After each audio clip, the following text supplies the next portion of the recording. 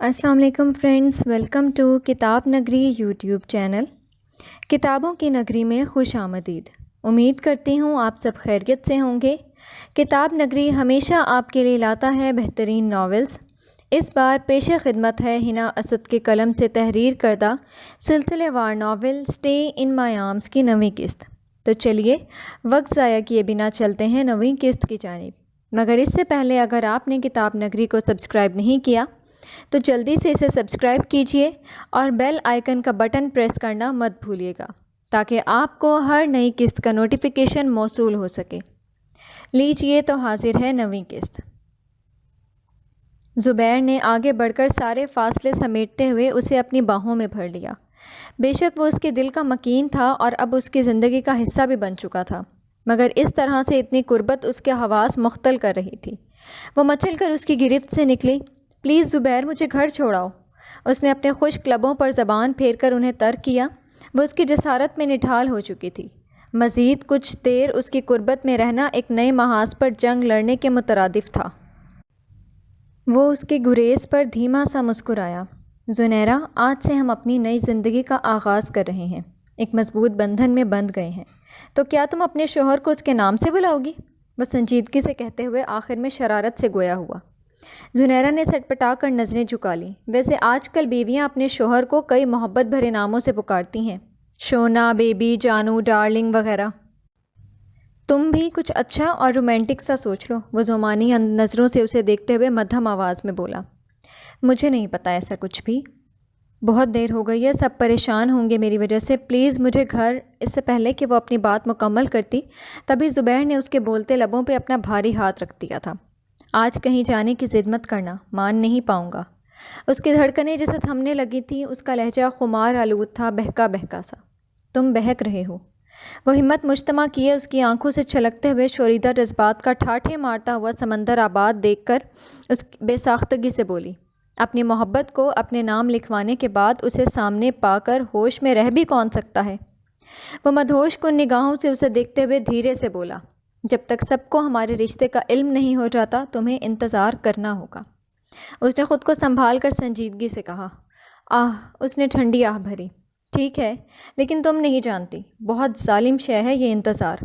مگر کیا جی بھر کر دیکھنے پہ بھی پابندی عائد کرو گی؟ وہ پینٹ کے پاکٹ میں ہاتھ پھنسائے اسے دلربا انداز میں دیکھتے ہوئے بوجھل لہجے میں بولا۔ بہت دیر ہو گئی ہے امی، اس نے پریشانی سے انگلیاں چٹکھاتے ہوئے کہا۔ ہم دونوں کے درمیان کسی تیسرے کی کوئی گنجائش نہیں نکلتی، وہ چاہے تمہارے گھر والے ہوں یا میرے۔ اسے سمجھ نہیں آ رہی تھی کہ وہ اسے کیسے قائل کرے، تبھی بولا۔ تم بلا شبہ اچھی بیٹی ہو، کیا اچھی بیوی نہیں بنو گی؟ اس نے سوالیہ نظروں سے اسے دیکھتے ہوئے پوچھا۔ مطلب؟ اس نے ناسمجھی سے پوچھا۔ اچھی بیویاں اپنے شوہر کی تابع دار ہوتی ہیں، ان کی ہر بات مانتی ہیں، اور اب تو شریعت نے ہمیں ایک دوسرے کے قریب آنے کی اجازت بھی دے دی، تو یہ گریز کیوں کر؟ اس نے اپنے مکمل استحقاق کا استعمال کرتے ہوئے اس کی کمر میں ہاتھ ڈال کر اسے حصار میں لیے اپنے دل کے بالکل قریب کیا تھا کہ دونوں کی دھڑکنیں ایک دوسرے کو سنائی دینے لگیں۔ اس کی قیمتی ملبوس سے پھوٹتی خوشبو اس کے جسم کی تپش اس کے حواس سلب کر رہی تھی۔ وہ کوئی پتھر نہ تھی جو اس کی ہوش ربا قربت پہ موم نہ ہوتی، وہ تو نرم و نازک سی، حساس دل رکھنے والی، محبتوں کی مٹی سے گندھی پیاری سی لڑکی تھی۔ آخر کو وہ جائز وارث تھا اس کی محبتوں کا، اس کے تن من دھن کا، مگر دنیا کی نظر سے چھپ کر بنایا گیا رشتہ کبھی پائیدار ثابت نہیں ہوتا۔ یہی سوچ اسے مزید آگے نہ بڑھنے پر مجبور کر رہی تھی۔ زبیر نے اپنے دہکتے ہوئے لب اس کے گلابی رخساروں پر رکھے تو کسمسا کر اس کی گرفت سے نکلی۔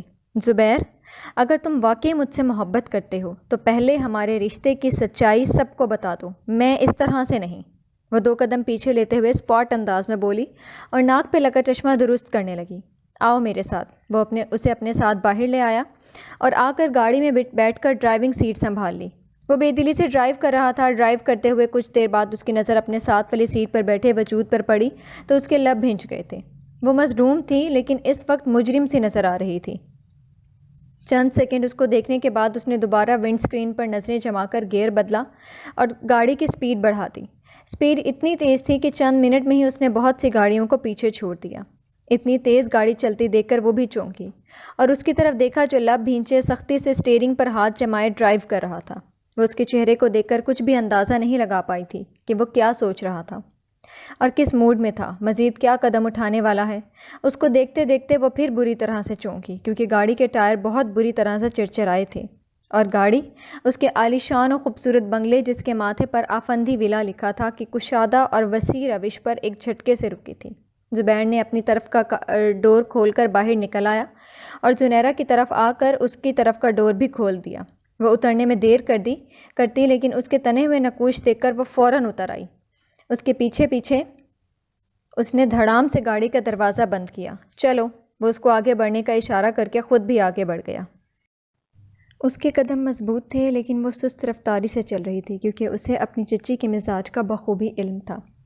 وہ بیرونی گیٹ عبور کر کے کوریڈور میں داخل ہوئے تھے۔ وہ سنگ مرمر کے فرش پر چلنے کا عادی تھا، اس لیے اس کو کوئی ڈر نہیں تھا، اور نہ اس کے لیے یہ روشنیاں اور یہ سنگ مرمر نیا نہیں تھا، جبکہ زنیرہ کے لیے یہ سب نیا تھا۔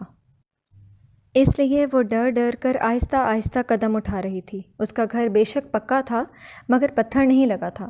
اسے لگ رہا تھا کہ جیسے روشنیاں فرش کے اندر فٹ کی ہوئی تھیں، جن پر پاؤں رکھتے ہوئے وہ ڈر رہی تھی۔ اس کو ڈر تھا کہ اگر وہ تیز چلتی تو پھسل کر گر جائے گی۔ اس کی سست رفتار دیکھ کر وہ رک گیا اور پھر پیچھے مڑ کر اس کے ہاتھ کو مضبوطی سے اپنی گرفت میں لے لیا تھا اور دوبارہ قدم اندر کی طرف بڑھائے۔ وہ اس کے ساتھ گھسٹتی چلی گئی۔ اب تو آہستہ قدم اٹھانا دشوار تھا، اگر وہ ایسے کرتی تو یقیناً گر جاتی۔ آخر وہ ہے کہاں؟ میں نے اتنی بار کال کی ہے، وہ اٹھا نہیں رہا۔ شاید اس نے میری کال نہ اٹھانے کی قسم کھائی ہوئی ہے۔ عظمیٰ بیگم کے غصے سے بھری جھنجھلائی ہوئی آواز اس کو کوریڈور میں ہی سنائی دے رہی تھی، اور وہ سمجھ گیا تھا کہ وہ اس کی بات کر رہی تھی، لیکن اس کو حیرت نہیں ہوئی تھی، یہ تو ہونا ہی تھا۔ کیا بات ہے؟ میں یہاں ہوں موم، خیر تو ہے؟ آج مجھے کیسے یاد کیا جا رہا ہے؟ اس نے لاؤنج میں داخل ہوتے ہوئے انہیں مخاطب کیا تھا، حالانکہ وہ جانتا تھا کہ وہ کیوں ایسے بھڑکی ہوئی تھی۔ کہاں تھے تم اتنی دیر؟ وہ اس کی آواز سن کر پلٹی، لیکن قدم اور زبان وہیں تھم گئے تھے، کیونکہ زبیر کے ساتھ زنیرہ اسکول یونیفارم میں ملبوس کھڑی تھی۔ اس کا ہاتھ زبیر کے ہاتھ میں تھا۔ وہ چونک گئیں۔ دل و دماغ انہیں کچھ بہت غلط ہونے کے سگنلز دے رہا تھا۔ زبیر کے ساتھ لڑکی کا ہونا کوئی بڑی بات نہیں تھی ان کے لیے، کیونکہ یہ ان کے ہائی کلاس گھرانوں میں یہ عام سی بات سمجھی جاتی تھی، لڑکے اور لڑکیوں کی دوستی۔ پھر اس کی پرسنالٹی ہی ایسی تھی کہ کئی پارٹیز میں ان کے دوستوں نے خود اپنی بیٹیوں کے لیے زبیر کے لیے رشتے کا کہا تھا۔ وہ انہی میں سے کسی امیر لڑکی کو اپنی بہو بنانے کا خیال رکھتی تھیں، لیکن سامنے کھڑے ہاتھوں میں ہاتھ لیے ان دونوں کا یہ انداز انہیں بہت کچھ سوچنے پر مجبور کر رہا تھا۔ کیوں لائے ہو اسے یہاں؟ عظمیٰ بیگم آگے بڑھی اور انہوں نے سوال کیا۔ وہ زیادہ دیر صبر نہ کر سکیں۔ یہ مسز زبیر آفندی ہے موم۔ زبیر نے بڑے تحمل اور آسان سے ان کے سر پر بام بلاسٹ کیا تھا، ہاں لیکن وہ جانتا تھا کہ اس بلاسٹ سے وہ اچھی خاصی تباہی ہونے والی ہے۔ وہ سارے راستے خود کو اس تباہی کے لیے تیار کر کے آیا تھا۔ وٹ؟ یہ کیا بکواس ہے؟ ان کو 440 والٹ کا جھٹکا لگا تھا۔ بکواس نہیں ہے یہ، زبیر آفندی بن چکی ہے آج سے، اس گھر کی اکلوتی بہو اور میری بیوی۔ ابھی تھوڑی دیر پہلے ہی میں نے اس سے شادی کی ہے۔ زبیر نے بہت اطمینان سے کہا تو ان کا پارا چڑھ گیا۔ ہوش میں تو ہو تم؟ اب کی بار وہ غسیلی آواز میں تلملاتے ہوئے بولی۔ جی الحمدللہ، میں مکمل ہوش و حواس میں ہوں موم۔ جیسے مجھے اس گھر میں پیار و عزت ملتی ہے، میں چاہتا ہوں کہ میری بیوی کو بھی وہی درجہ دیا جائے، اس نے مضبوط لہجے میں کہہ کر ان کو خاموش کروایا۔ یہ کیا مذاق ہے زبیر؟ اب کہ عظمیٰ بیگم چلتی ہوئی اس کے سامنے آ گئیں۔ میرا آپ کے ساتھ کوئی مذاق نہیں موم۔ کون سی بیوی اور کیسا نکاح؟ تم جانتے ہو کہ تم کیا کہہ رہے ہو؟ میں اس مڈل کلاس لڑکی کو کبھی بھی اپنی بہو تسلیم نہیں کروں گی۔ یہ جہاں کا گند ہے اس کو وہیں پھینک کر آؤ، ابھی اور اسی وقت۔ غصے میں بات کرتی ان کی تیز زبان زنیرہ کی روح چھلنی کر گئی۔ انف، اٹس انف موم، بہت ہو گیا۔ میں آپ کو صرف بتا رہا ہوں کہ یہ میری بیوی ہے۔ اگر اس کو وہاں ہی واپس چھوڑنا ہوتا تو اپنے ساتھ یہاں کیوں لے کر آتا میں؟ یہ یہیں رہے گی آج سے، اس نے یکدم غصے سے اونچی آواز میں کہا تھا۔ اس کی آواز سن کر اس کے والد شفیق آفندی بھی سیڑھیوں سے اتر آئے تھے۔ زنیرہ؟ ان کے منہ سے حیرانی سے اس کا نام نکلا۔ انہوں نے گڑبڑا کر زبیر کی طرف دیکھا، لیکن اس کے ہاتھ میں زنیرہ کا ہاتھ دیکھ کر ان کو ساری بات سمجھ آ گئی۔ وہ خاموشی سے سائڈ پر کھڑے ہو گئے۔ ان کی بھی بہت خواہش تھی کہ وہ اپنے بڑے مرحوم بھائی کی کسی بیٹی کو اپنی بہو بناتے، مگر عظمیٰ بیگم کے روب کی وجہ سے ہمیشہ دل کی خواہش دل میں ہی دبا جاتے۔ عظمیٰ بیگم کا تعلق ایک ہائی کلاس گھرانے سے تھا۔ وہ منہ میں سونے کا چمچہ لے کر پیدا ہوئی تھیں، اپنے آگے کسی کو نہ چلنے دیتی۔ ان کے والد کا سارا بزنس شفیق آفندی نے سنبھالا تھا، مگر ابھی بھی ساری پراپرٹی عظمیٰ بیگم کے نام ہی تھی، اس لیے وہ چاہ کر بھی ان کے سامنے زیادہ زبان نہیں کھول سکتے تھے۔ یہ ایک مڈل کلاس لڑکی ہے، یہ پسند ہے تمہاری؟ اب کے بار عظمیٰ بیگم نے تیکھے لہجے میں پوچھا۔ ان کا لہجہ انتہائی حتک آمیز تھا۔ زنیرہ کی آنکھیں جھلملانے لگیں۔ اس کا تعلق کہیں سے بھی ہو، مجھے اس سے کوئی فرق نہیں پڑتا، اور نہ ہی اس بات سے آپ کو کوئی سروکار نہیں ہونا چاہیے۔ زندگی میں نے گزارنی ہے، جب مجھے کوئی ایشو نہیں ہے تو آپ کو کیا پرابلم ہے؟ اب یہ میری بیوی ہے، میں اس کو پسند کرتا ہوں اور میں نے اپنی پسند سے اس سے شادی کی ہے۔ یہ گھر جتنا میرا ہے اتنا اس کا بھی ہے۔ اب زنیرہ اس گھر سے کہیں نہیں جائے گی، ادھر ہی رہے گی میرے ساتھ میرے کمرے میں۔ وہ بڑی مضبوطی اور ثابت قدمی سے ان کے سامنے ڈٹ گیا تھا، اور زنیرہ اپنے سامنے ڈھال بنے کھڑے زبیر افندی کو دیکھتی رہ گئی تھی۔ وہ اس کو اپنے گھر میں مقام دلانے کے لیے کیا کیا کر رہا تھا۔ وہ واقعی مجھ سے محبت کرتے ہیں جو سب کے سامنے ڈٹ کر مقابلہ کر رہے ہیں، زنیرہ نے دل میں سوچا۔ یہ کیا کہہ رہے ہو تم زبیر؟ شفیق افندی بھی اس کا فیصلہ سن کر بول اٹھے۔ پاپا، میں یہ کہہ رہا ہوں کہ زنیرہ سے میں نے نکاح کر لیا ہے اپنی مرضی سے۔ یہ میری بیوی ہے، بس یہی بات ماما کی سمجھ میں نہیں آ رہی، آپ سمجھائیں انہیں۔ سمینہ، سمینہ، انہوں نے ملازمہ کو آواز دی۔ جی صاحب۔ وہ دوڑی آئی۔ زنیرہ کو زبیر کے روم میں چھوڑ کر آؤ، انہوں نے زنیرہ کی طرف اشارہ کیا۔ وہ گھبرا گئی تھی۔ یہ میرا گھر ہے اور یہ لڑکی میرے گھر میں قطعاً نہیں رہے گی۔ عظمیٰ بیگم غصے سے پھنکارتی ہوئی آگے بڑھیں۔ زبیر، تم نے مجھے بھی کچھ نہیں بتایا بیٹا، شفیق افندی نے دھیمے لہجے میں پوچھا۔ ان کو دکھ ہوا تھا، زبیر نے اپنی زندگی کا اتنا بڑا فیصلہ ان کو بتائے بغیر کر لیا تھا۔ زبیر کو بھی ان کے لہجے کا دکھ محسوس ہو گیا تھا۔ اس کے لیے سوری پاپا، مجھے آپ کو بتا دینا چاہیے تھا۔ اب کہ وہ تھوڑا آہستہ بولا۔ اس لڑکی میں ایسی کیا خاص بات تھی جو تم نے اتنی امیر و کبیر سٹائلش لڑکیاں چھوڑ کر اس واجبی صورت چشمش کا انتخاب کیا؟ عظمیٰ بیگم غصے سے بولی۔ ان کی کٹیلی نظریں زنیرہ کے وجود پر آر پار ہو رہی تھیں۔ وہ نظریں جھکائے مجرموں کی طرح کھڑی تھی، حالانکہ اس کی کوئی غلطی بھی نہیں تھی۔ اس نے تو کبھی زبیر کی پیش رفت کو بڑھاوا نہیں دیا تھا، اپنے جذبات ہمیشہ دل میں چھپائے رکھے تھے۔ موم، پیار حسب نسب رنگ نسل کچھ نہیں دیکھتا، یہ تو خود بخود ہو جاتا ہے، اس نے بڑے پرسکون انداز میں کہا تھا، جبکہ عظمیٰ بیگم جل کر خاکستر ہوئیں۔ جب سے مجھے زنیرہ کے لیے اپنے جذبات کا علم ہوا ہے، تب سے مجھے دنیا میں اس سے زیادہ حسین اور کوئی دکھائی نہیں دیتا۔ اس نے یہ سنگین وار بھی کر دیا۔ اس کی بات پر عظمیٰ بیگم غصے سے بلبلا اٹھیں۔ آج علینا کا FSC کا رزلٹ اناؤنس ہوا تھا۔ فاضلہ خاتون نے سارے محلے میں مٹھائی تقسیم کی تھی۔ زاریہ جیسے ہی اپنے کمرے سے نکل کر سیڑھیاں اترتے ہوئے نیچے پہنچی، اس کا سامنا فاضلہ بیگم سے ہوا جو شاید کسی کو تلاش کر رہی تھی۔ کیا ہوا امی، سب ٹھیک ہے نا؟ زاریہ نے ان کو بدحواس دیکھ کر سوالیہ لہجے میں استفسار کیا۔ آج وہ آفس سے جلدی آ گئی تھی۔ یہ زنیرہ کہاں گئی؟ اف، یہ لڑکی، کتنا ٹائم ہو رہا ہے اور وہ پتہ نہیں کہاں ہے، گھر کیوں نہیں آئی ابھی تک؟ اور یہ ڈرائیور بھی فون نہیں اٹھا رہا۔ فاضلہ بیگم دروازے کی طرف دیکھتی ہوئی پریشانی سے بولی۔ زاریہ، تم نے زنیرہ کو کہیں دیکھا ہے؟ میں مٹھائی تقسیم کر رہی تھی، کہیں آ کر اپنے کمرے میں گھسی سو تو نہیں رہی؟ انہوں نے پیشانی پر ہاتھ رکھ کر سنجیدگی سے کہا۔ امی جان، آپ پریشان نہ ہو، میں دیکھتی ہوں۔ اور زاریہ اس کے کمرے کی طرف چل دی، کیونکہ اس کا کمرہ نیچے ہی تھا، اس کی امی کے کمرے کے ساتھ والا۔ کہاں غائب ہو گئی یہ لڑکی؟ زاریہ نے اس کے کمرے کا دروازہ کھول کر بڑبڑانے والے انداز میں بولتے ہوئے اندر کی طرف جھانکا۔ اندر کسی کو موجود نہ دیکھ کر جیسے ہی وہ بے دہانی سے پلٹی، باہر کارنر پر پڑا شیشے کا گلدان اس کی ٹکر سے ہل کر زمین بوس ہوا اور چھناکے کی آواز سے ان گنت کرچیوں میں منقسم ہو گیا۔ زاریہ جو ننگے پاؤں گھوم رہی تھی، اس کا پاؤں اس شیشے سے زخمی ہوا اور خون رسنے لگا۔ ساتھ والے گھر سے سعدیہ، اس کی امی اور اس کا بھائی اظہار تینوں مل کر انہیں مبارکباد دینے آئے تھے۔ وہ لاؤنج میں صوفے پر ہی بیٹھ گئے۔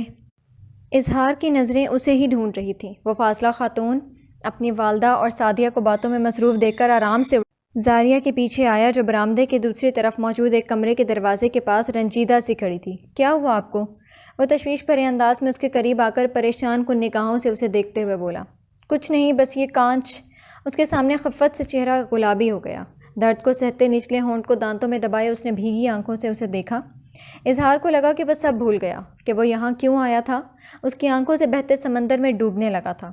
کتنا خون نکل رہا ہے اور مجھے درد بھی بہت ہو رہا ہے، کیسے نکالوں میں اسے پاؤں سے باہر؟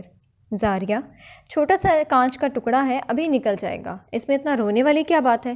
لاؤ دکھاؤ مجھے۔ وہ گھٹنوں کے بل نیچے بیٹھ کر اس کے مومی دودھیا رنگت والے پیروں پر انگلیاں پھیرتے نرمی سے بولا۔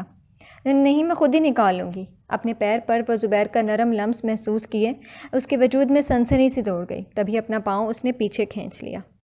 جب زبیر نے اس کی کوشش کو ناکام کر کے اس کے دودھیا پاؤں کو اپنے ہاتھ میں مضبوطی سے پکڑ لیا۔ دیکھو، پہلے تم پاؤں ہلانا بند کرو تاکہ مجھے ٹھیک سے شیشہ نظر آ سکے۔ میں وعدہ کرتا ہوں کہ آرام سے نکالوں گا، اس کو ہدایت دیتے ہوئے اظہار نے اس کے پاؤں کا جائزہ لیا۔ وہ درد کی شدت سے اپنے نچلے لب کو بے دردی سے دانتوں تلے کچلنے لگی۔ اظہار نے شیشہ اس کے پاؤں سے نکال دیا اور پاکٹ سے اپنا رومال نکال کر اس کے پاؤں پر باندھ دیا۔ یہ رومال؟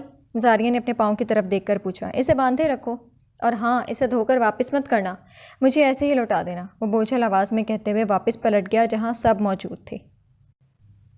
وہ دبے پاؤں چلتے ہوئے اندر کمرے میں داخل ہوئی اور آ کر کمرے سے ملحقہ الماری کھولی۔ سامنے ہی اپنے مطلب کی چیز دیکھ کر اس کی آنکھوں کی چمک بڑھ گئی۔ خوشی سے اس کی آبنوسی آنکھیں ہزاروں دیوں کے مانند روشن ہو گئیں۔ اس نے جلدی سے اس کا پاسپورٹ اور شناختی کارڈ نکال لیا اور الماری کو ویسے ہی بند کر دیا۔ وہ جیسے کہ دبے پاؤں اندر آئی تھی ویسے ہی چپ چاپ ان چیزوں کو اپنے دوپٹے میں چھپائے باہر نکل رہی تھی کہ باہر سے اندر داخل ہوتے ہوئے اس سے ٹکرائی۔ اسے لگا جیسے وہ کسی چٹان سے ٹکرا گئی ہو۔ دن میں بھی اس کی آنکھوں کے سامنے تارے ناچنے لگے، اور ایک خالی ہاتھ سے اپنے پیشانی مسلتے ہوئے اسے دیکھنے لگی۔ سامنے ایس کے کو دیکھ کر اس کے چہرے کا رنگ پھیکا پڑا۔ What are you doing here? وہ حیران کن نظروں سے اسے دیکھتے ہوئے استفہامیہ نگاہوں سے بولا۔ میں وہ تمہارے دھلے کپڑے کبرڈ میں رکھنے آئی تھی۔ وہ بوکھلا گئی۔ اسے سامنے دیکھ کر پھر جو بھی بہانہ سوچا وہ ایک سانس میں بول گئی۔ وہ اس کے پاس سے نکل کر تیزی سے اپنے کمرے میں چلی گئی۔ ان چیزوں کو قیمتی متاع کی طرح اپنے لاکر میں بند کرتے سکون بھرا سانس لیا۔ ابھی سعدیہ، اس کے گھر والے سب باہر ہی لاؤنج میں موجود تھے کہ عظمیٰ بیگم تن فن کرتی ہوئی اندر داخل ہوئیں۔ انایا، او انایا، جلدی باہر آ، دیکھ تو تیری چچی آئی ہیں، آجا ان کے لیے چائے پانی کا انتظام کر۔ انہوں نے باہر لاؤنج میں سے ہی آواز لگائی تو انایا سر پہ دوپٹہ درست کرتے باہر نکلی۔ جی تو فرینڈز، کیسی لگی آپ کو آج کی قسط؟ کمنٹ سیکشن میں ضرور بتائیے گا کہ آپ کو سب سے اچھا کون سا کپل لگ رہا ہے۔ آپ کے لائکس اور کمنٹس آپ کی پسندیدگی کا اظہار کرتے ہیں، تو ضرور کیجیے گا۔ جلدی ملتے ہیں اگلی قسط کے ساتھ۔ شکریہ، اللہ حافظ۔